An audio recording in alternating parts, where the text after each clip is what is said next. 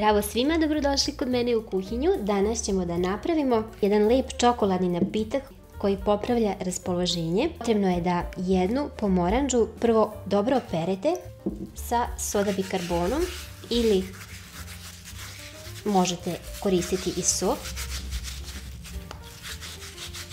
Dobro je istrljajte prvo ovako samo na vlažno, pa onda u vodu.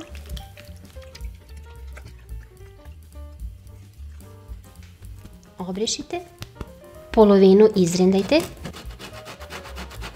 drugu polovinu izrendajte na ovu krupniju stranu. Ove krupnije ću da iskoristim za dekoraciju kada napitak bude u šolji. U šerpicu sipajte pola litre mlijeka, dodajte koru pomorandže i 100 g čokolade. Možete ovaj napitak napraviti i u posnoj varijanti, koristite sojino ili kokosovo mlijeko, posnu čokoladu.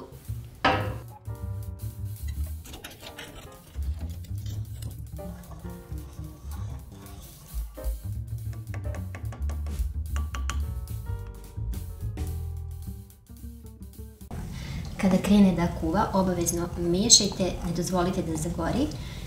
Potrebno je kuvati dok se ne zgusne.